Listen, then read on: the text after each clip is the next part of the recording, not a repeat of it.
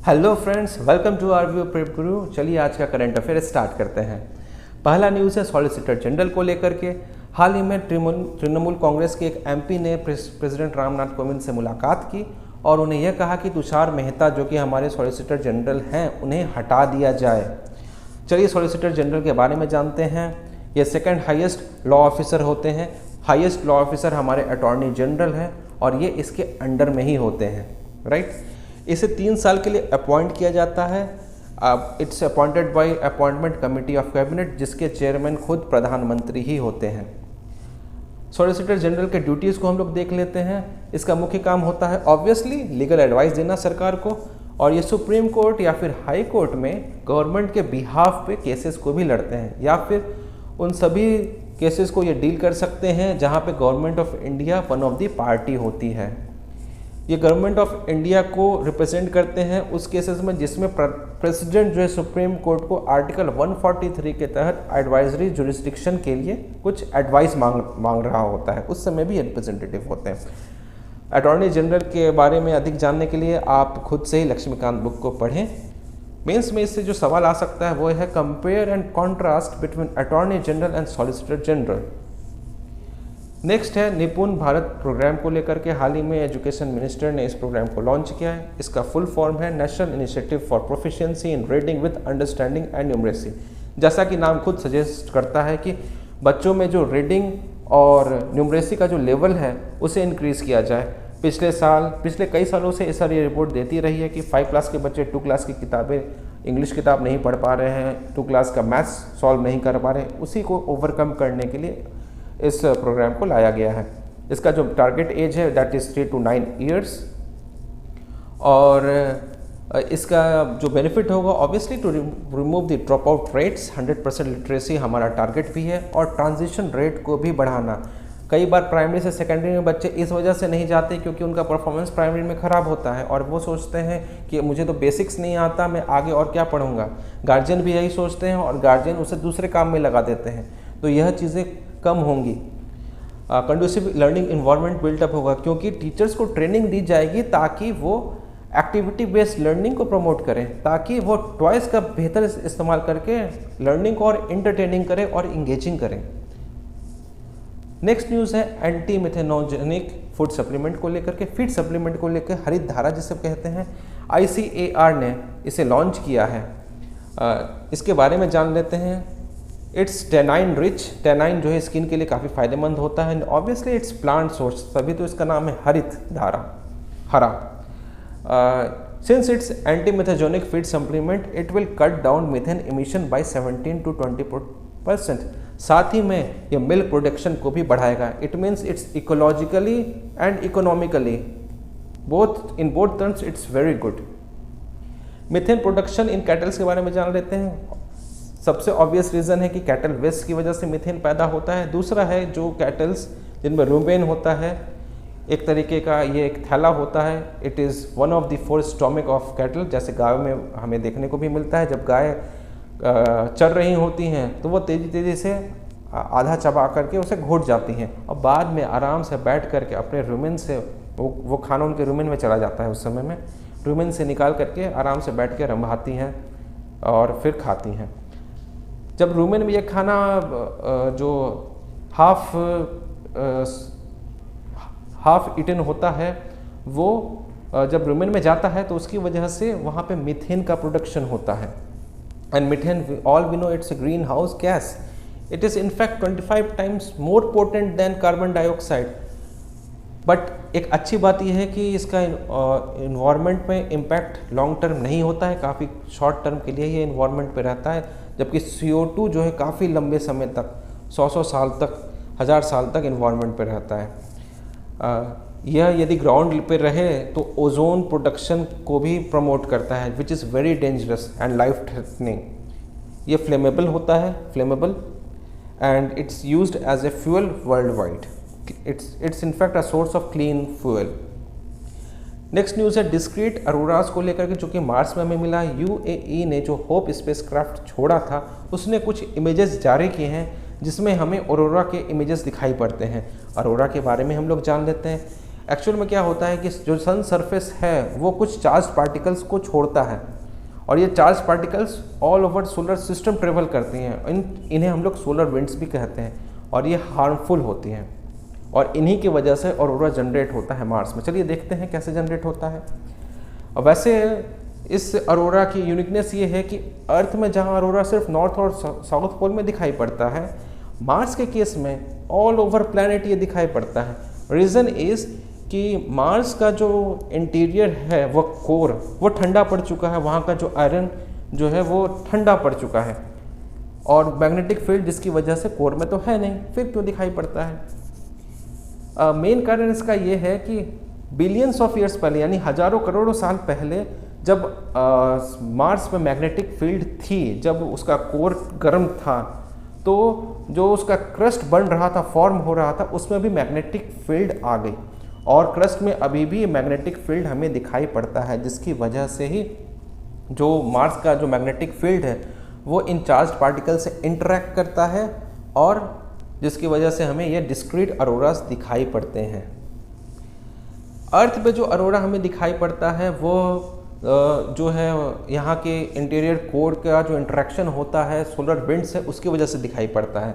Actual में जो हमारा मैग्नेटिक फील्ड है वो काफ़ी ज़्यादा स्ट्रॉन्ग है, इतना अधिक स्ट्रॉन्ग है कि सोलर विंड्स को ये आने ही नहीं देता है, जिसकी वजह से ज़्यादातर रीजन में हमें सोलर विंड्स का जो ऑरोरा फॉर्मेशन है वो होता नहीं है और ऑरोरास हमें दिखाई पड़ते हैं। लेकिन नॉर्थ और साउथ पोल में हमें ऑरोरास दिखाई पड़ते हैं। इसका कारण ये है कि यहाँ पर तो ये जो रीज़न है, यहाँ पर तो काफ़ी स्ट्रॉन्ग फील्ड होता है, इस साइड जो है फील्ड हमारा थोड़ा वीक होता है, जिसकी वजह से जब ये विंड्स पास कर रहे होते हैं तो कुछ चार्ज पार्टिकल्स एटमॉस्फेयर में ट्रैप हो जाते हैं और फिर अर्थ के मैग्नेटिक फील्ड से इंटरेक्ट करके वो रंगीन कलर बनाते हैं।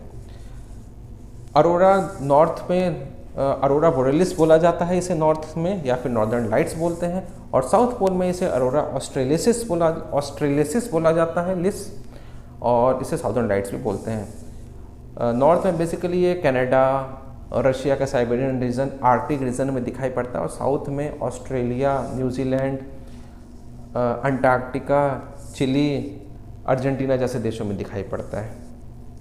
होप इस स्पेसक्राफ्ट यूएई ने लॉन्च किया था। It was first interplanetary probe for UAE. In fact अरब के मामले में भी हम देखें तो it was the Arabs first interplanetary mission.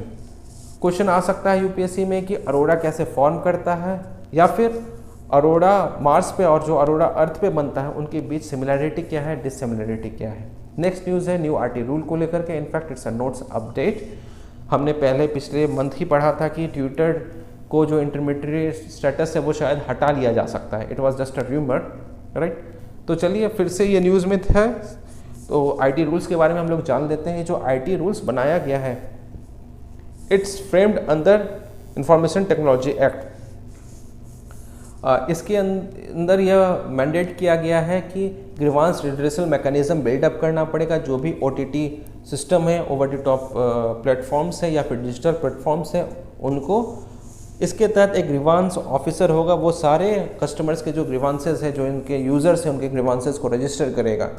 जो बड़ी बड़ी सोशल मीडियाज़ हैं जैसे कि ट्विटर हुआ, जैसे कि फेसबुक हुआ, व्हाट्सएप हुआ, उन्हें एक चीफ कॉम्प्लायंस ऑफिसर को बनाना पड़ेगा जो कि इन सबको देखेंगे, और एक नोडल कॉन्टैक्ट पर्सन को भी बनाना पड़ेगा जो कि गवर्नमेंट से लगातार कॉन्टैक्ट में रहेंगे 24/7, राइट। गवर्नमेंट से means basically law enforcement authorities से, एजेंसीज से। अब जो कंट्रोवर्शियल है वो है थोड़ा सा कि रिमूवल ऑफ कंटेंट को लेकर के, कि यदि उन्हें कोई कंप्लेंट मिलता है जो कि किसी यूज़र के डिग्निटी को हार्म करता हो, स्पेशली वुमेन को, तो इसे उस कंप्लेंट के 24 घंटे के अंदर रिमूव करना पड़ेगा। रेगुलेशन सिस्टम इसमें जो इस्टेब्लिश करने की बात की गई है वो 3 लेवल की होगी। First 2 level will be self regulatory. पहला वह सोशल मीडिया व डिजिटल प्लेटफॉर्म खुद अपने लेवल पर रेगुलेट करेगा। दूसरा सोशल मीडियाज़ और डिजिटल प्लेटफॉर्म सब मिल करके एक सेल्फ रेगुलेटिंग बॉडी बनाएंगे, that will be like a private body. और तीसरे लेवल पे मिनिस्ट्री खुद इसे देखेगी, ministry of information and broadcasting. Next news है सेक्शन 66A को लेकर के, जो कि आईटी एक्ट के तहत आता है। सुप्रीम कोर्ट ने 7 साल पहले ही इसे हटा दिया था, लेकिन सुप्रीम कोर्ट को यह देख करके आश्चर्य हुआ कि अभी भी इसका इस्तेमाल किया जा रहा है, और उसने सुप्रीम कोर्ट ने इसके अगेंस्ट सेंटर को नोटिस जारी की है कि ये क्यों अभी तक इस्तेमाल किया जा रहा है। रिसेंट रिपोर्ट के अनुसार, मार्च 2021 रिपोर्ट के अनुसार 745 केसेस इस 66A के तहत पेंडिंग हैं, जिसका कोई मतलब नहीं बनता है। If it's already null and void, then the cases under this act, under this section should be null and void, right. चलिए, सुप्रीम कोर्ट ने जो जजमेंट दिया था उसके बारे में देख लेते हैं। Shreya Singhal and union of India case के तहत इसने जजमेंट दिया था कि 66A जो है आर्टिकल 19(2) के तहत जो रीजनेबल रिस्ट्रिक्शंस दिए गए हैं उससे के अंतर्गत नहीं आता है, यानी कि इसके रिस्ट्रिक्शंस जो है काफ़ी ज़्यादा हार्श हैं। और आर्टिकल 21 जो कि राइट टू लाइफ की बात करता है उसके अगेंस्ट भी है, यानी आर्टिकल 19 में 2 क्लॉज है, एक 1 है जो कि freedom of speech and expression की बात करता है, और आर्टिकल 19(2) जो कि रीजनेबल रिस्ट्रिक्शंस की बात करता है। सुप्रीम कोर्ट ने कहा है कि 19(2) के तहत रीजनेबल रिस्ट्रिक्शंस के अंदर ये नहीं आ सकता है। नेक्स्ट न्यूज़ है open network for digital commerce को लेकर के। हाल ही में department for promotion of industry and internal trade यानी DPIIT ने एक पैनल सेटअप किया है, जिसका मुख्य काम यह होगा कि ONDC open network for digital commerce को डिज़ाइन करना। It will be like an open platform, जिसमें कि जो कोडिंग का इस्तेमाल किया जाएगा वो ओपन सोर्स मेथड का होगा। इसमें सभी कुछ नेटवर्क से लेकर स्पेसिफिकेशन सभी कुछ ओपन होंगे, ताकि जो हमारे स्मॉल बिजनेसमैन हैं या स्मॉल सप्लायर्स हैं वो इस प्लेटफॉर्म का इस्तेमाल करके आसानी से डिजिटल प्लेटफॉर्म से इंटीग्रेट कर सकें। जो भी ई कॉमर्स कंपनीज़ हैं उनको बाद में यह बोला जा सकता है कि उन्हें इसी ओपन सॉफ्टवेयर का इस्तेमाल करना है, ताकि उनका जो सिस्टम है, उनका जो ई कॉमर्स वेबसाइट है वो स्टैंडर्डाइज बने, वो यूनिफॉर्म बने।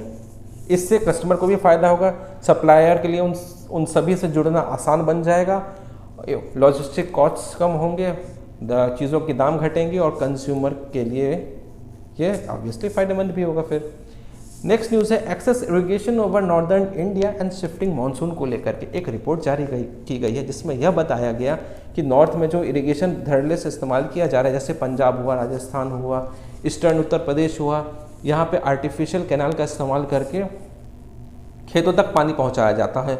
और हमारे यहाँ सब्सिडी भी काफ़ी ज़्यादा है ग्राउंड वाटर को निकालने के लिए। तो खेत में जो ग्राउंड वाटर है, कहा जाता है 80% ग्राउंड वाटर तो खेत में इस्तेमाल किए जा रहे हैं।